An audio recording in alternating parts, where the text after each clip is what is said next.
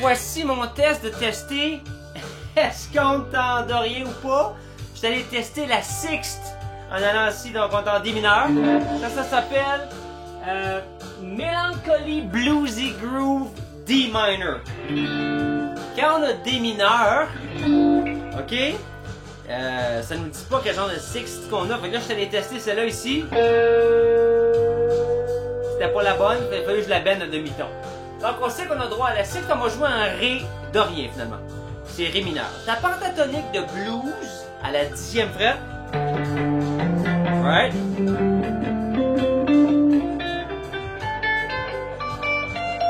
Et les notes qu'on rajoute à l'intérieur de la pentatonique, on a la 9e, parce que c'est toujours, on a toujours droit à la 9e.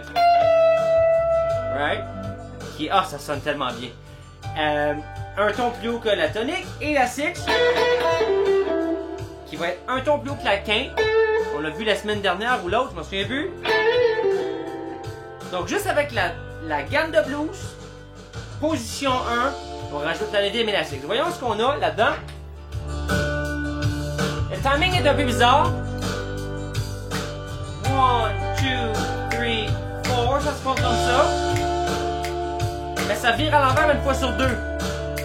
Donc il doit y avoir 1, 2, 3, 4, 5, 6, 7. Il doit y avoir une façon en double de le compter de quelque sorte. Pour l'instant, allons-y avec l'harmonie, ok?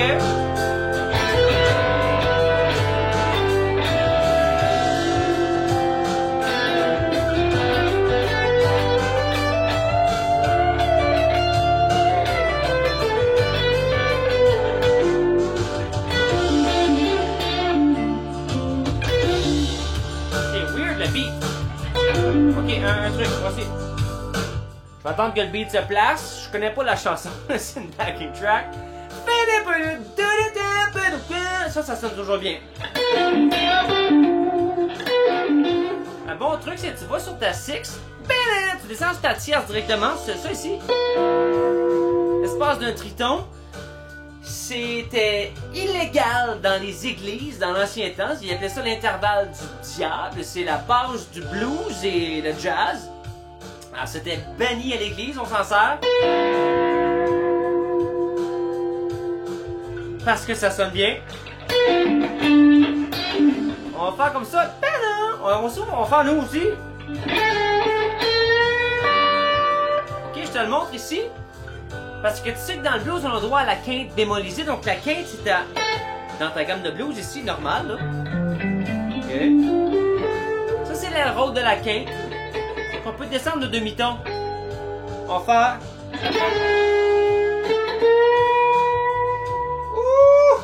On va baigner ça jusqu'à la sixth, ok? Donc on part d'ici, là, t'es en Ré, right? Ré. Et on prend ça, et on va à la sixth qu'on n'a pas le droit.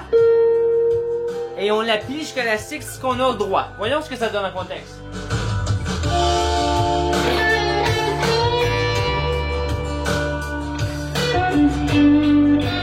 Oh!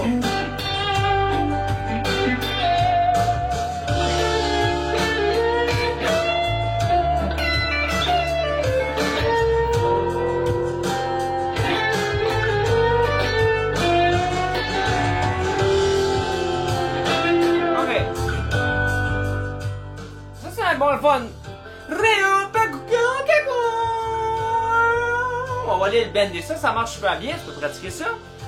Changeons de contexte. Allons voir l'autre, la deuxième plus populaire des pentatoniques. Ça va être ce que tu appelles ta troisième boîte pentatonique à la 5e fret pour le Ré. Le Ré ici.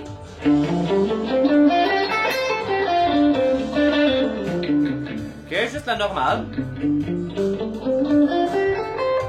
On va faire de quoi de cool. On va rajouter la 9e de la tonalité, qui est la note Mi, mais avec la corde ouverte, puis on est en Ré. Écoute bien ça.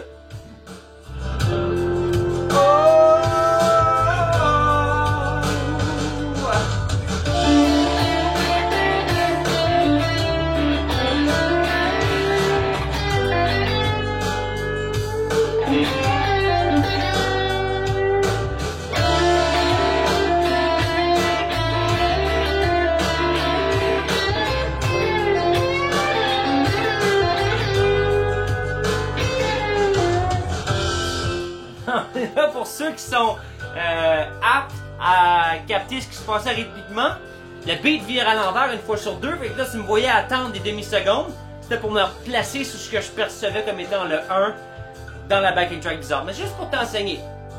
Une couple d'affaires qui se sont passées ici. Le bon vieux truc à Jimi Hendrix, hein? Le bon vieux truc à Jimi, on a le...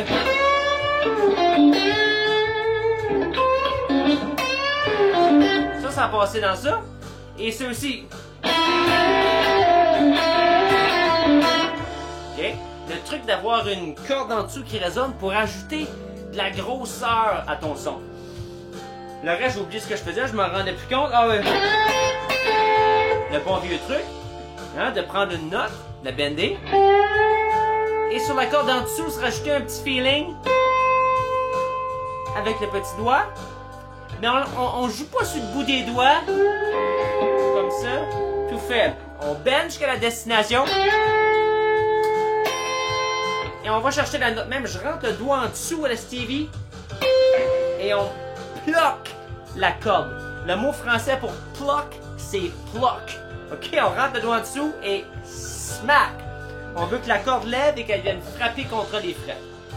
Donc, allons voir plus bas dans cette gamme de Ré pentatonique ici.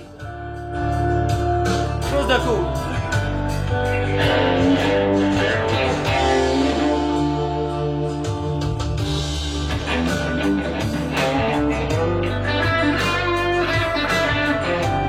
Je m'excuse, je vais rester pas. Je m'excuse. Je vais rester pentatonique.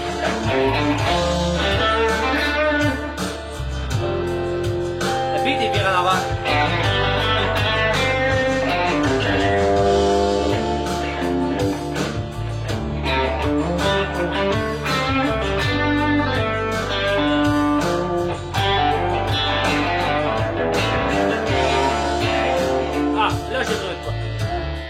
Ça m'a pris un certain temps de trouver de quoi d'intéressant.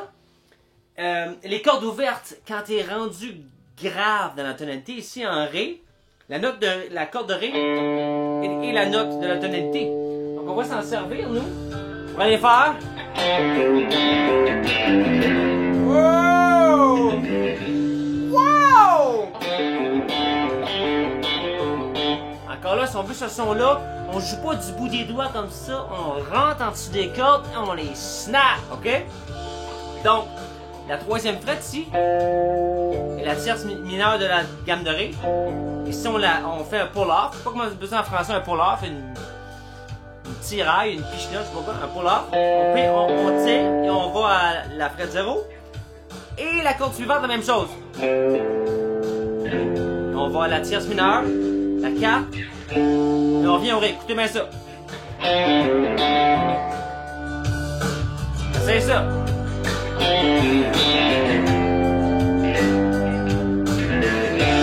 Wow!